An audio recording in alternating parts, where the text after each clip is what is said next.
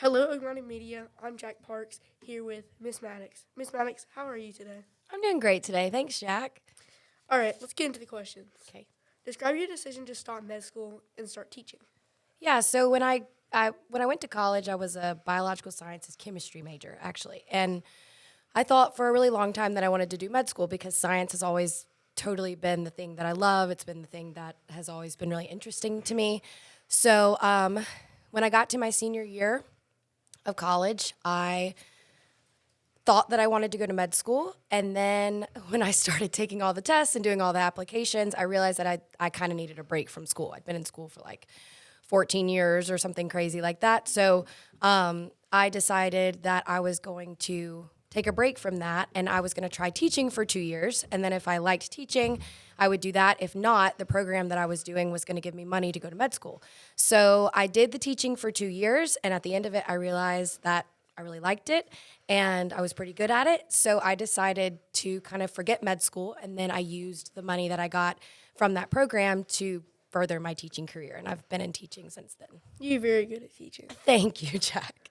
The next question, I understand that you like learning about history. Do you ever think you'll swap from science to history?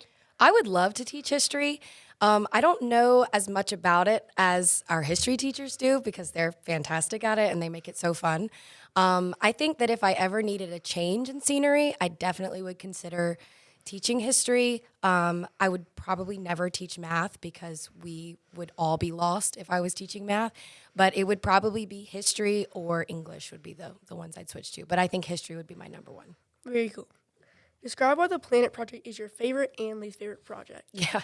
So in the sixth grade class, in my class, we do a planet project. If you've taken my class, you know the planet project.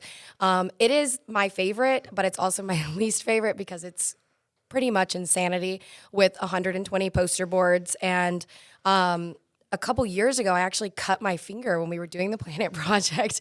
In the middle of class, I cut my finger and I had to go get stitches and I bled all over this poor girl's project. But luckily, she was doing Mars, so it turned out to be okay.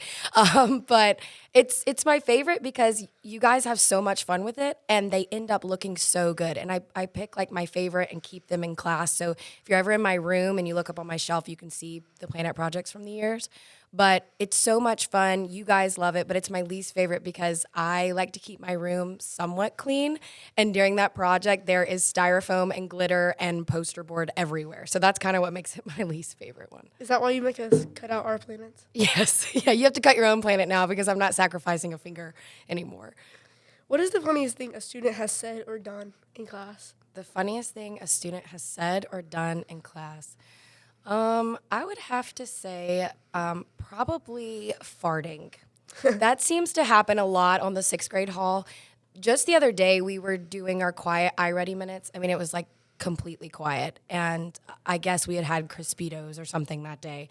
And they fart in class. I don't understand it. And I always tell them, if you fart in class, you're never going to get girlfriends. So that's pretty much something that regularly happens on sixth grade hall.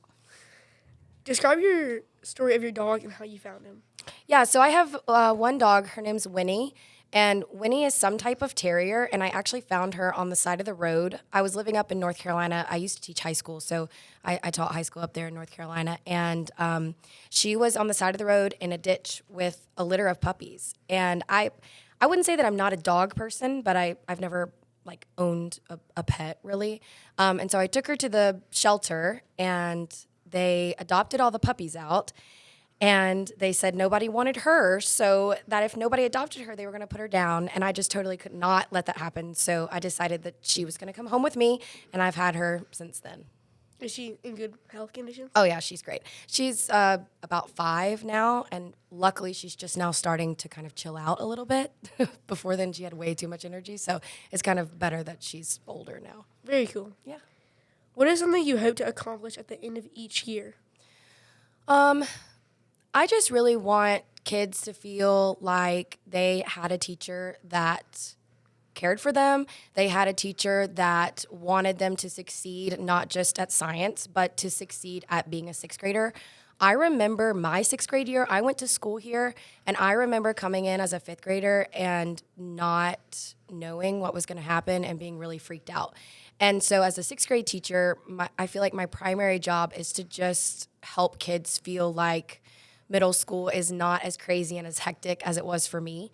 And I also really want them to love science. You know, you don't get science before 6th grade. It's kind of like they read a book or they do like an experiment or something.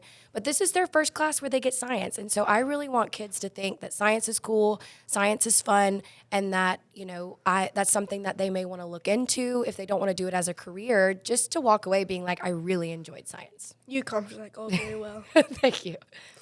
Do you know what you want to do after your teaching years?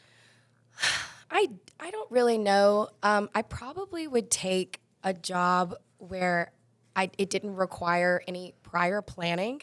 I feel like I plan so much. Being a teacher, you have to plan, you know, every minute of the day. So I probably would end up going and working in like a library or going and working in like a coffee shop or something like that after I retire, and just being able to see people but not having to do like prior planning. You kind of show up, you work, and then you go home, you know, like coffee, people don't go home and write lesson plans. So probably something that could be kind of part-time, something that I would enjoy, but something that wouldn't require a lot of time at home. In a very quiet place. In a very quiet place, which is not 6th grade hall. Thank you so much for your time, Miss Maddox. Thanks for having me, Jack. You were one of my favorite teachers. Thank you. That concludes this interview. If you're watching on YouTube, make sure to subscribe and have a wonderful day.